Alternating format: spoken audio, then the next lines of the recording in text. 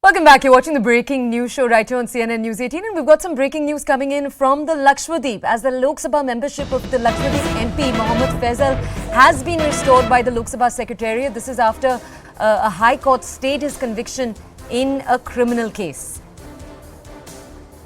That's the big breaking news coming in. Now, you'll remember on March 28th, the Supreme Court had actually listed for hearing the petition filed by the Lakshadweep MP challenging the Lok Sabha Secretariat's at that point unlawful action. He'd called it unlawful action in failing to withdraw its disqualification notice. Now, as you can see, they've done exactly that.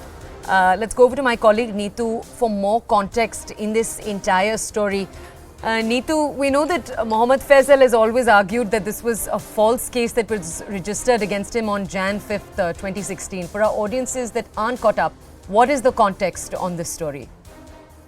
The case which he was convicted was an attempt to murder case. But the Kerala High Court on 25th January 2023 had suspended the conviction and sentencing of Mohammed Faizal, who was a member of Lok Sabha representing the Lakshadweep constituency. Now, what happened was, even after this, the Kerala High Court had suspended the conviction and sentencing, he was still, his membership was still not restored. So that is something which he had taken up before the Supreme Court, and this order from the Lok Sabha Secretariat comes before his case has been taken up by the Supreme Court. So what the order says is that based on the order of January 25th order of High Court of Kerala, the disqualification of Mohammed Faizal has ceased to operate subject to further judicial pronouncement. So the question that they have been asking is that this is an order which came from the Kerala High Court on 25th of January. It took so much time for the Lok Sabha Secretariat to decide on this, and that was just ahead of Supreme Court going to take up his matter. Now, this was also a case which, if we look at, the Congress has also been keenly observing, because this was, the cases are entirely different. Against Mohammed Faizal, it's an attempt to murder case, but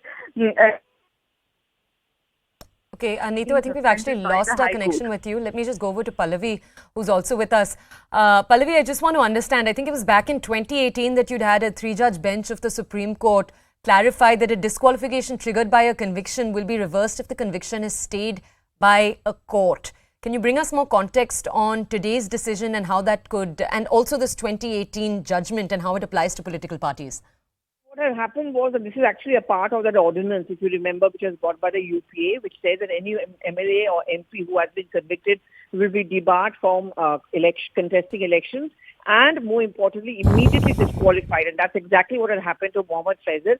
But, you know, he also had got a court order, and he has been complaining about the fact that his disqualification has not been revoked, and he had made that point against the Lok Sabha Secretariat as well. Now, upon this order which has come in, and now the Lok Sabha Secretariat itself saying his disqualification has been revoked, he will go back as a member of parliament. Now, what does it mean? But this is exactly what Rahul Gandhi's legal team had also been waiting for.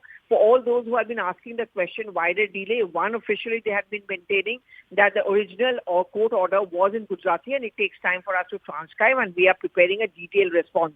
But I think they also wanted to look for a precedence, and this is what legal team sources have been telling us, that all eyes are really on the Mohammed Faizal case. How he goes back to Parliament, what grounds and what arguments will be given by the court will also be a part of the legal response which is going to coming in from Team Rahul. So I think now we can expect possibly some kind of a legal response or movement forward from Team Rahul. All right, Pallavi, thank you for that context. Very, very interesting developments taking place right now. With that, we come to an end of our show. Thank you so much for watching. This was the Breaking News Show right here on CNN News 18.